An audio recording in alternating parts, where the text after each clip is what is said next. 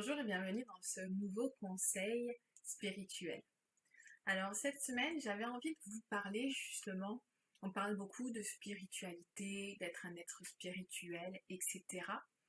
Et j'avais envie en fait quelque part de vous donner ma version de c'est quoi un être spirituel, tout simplement.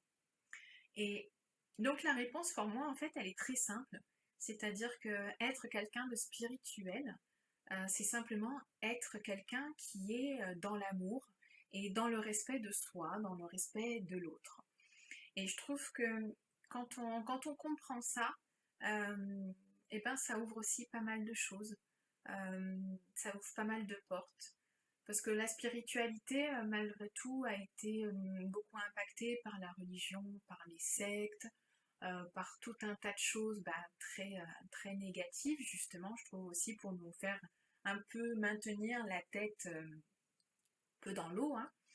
Mais vraiment, être un être spirituel, c'est savoir s'aimer, savoir s'écouter, avoir du respect pour soi, savoir dire non quand c'est pas possible pour nous. Et c'est aussi être dans l'amour des autres, mais c'est se faire passer avant les autres. Et c'est pas vraiment ce qui nous a été inculqué, hein, puisqu'on nous a appris depuis la nuit des temps qu'il fallait faire passer l'autre avant soi.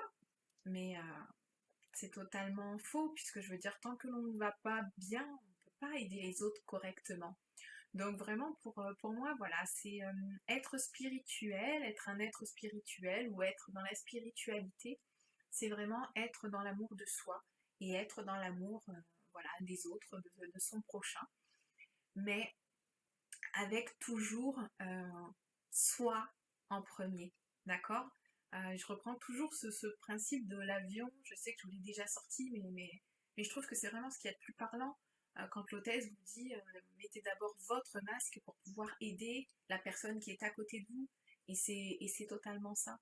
Et être spirituel, et eh bien c'est ça, c'est d'abord s'occuper de soi, c'est être en accord, en amour avec soi-même. Donc je sais déjà que je vais avoir des posts avec oui mais s'aimer soi-même c'est compliqué. Ben non, s'aimer soi-même c'est savoir prendre du temps pour soi, c'est arrêter de s'auto-juger, de s'auto-saboter. S'auto-saboter, ben ça prend du temps.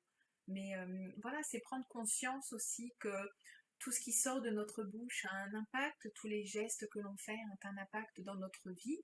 Et, euh, et pour moi, voilà, être quelqu'un de spirituel ou être dans la spiritualité du moins, c'est vraiment être tout simplement dans l'amour. Voilà, j'avais envie de vous partager ça. À bientôt!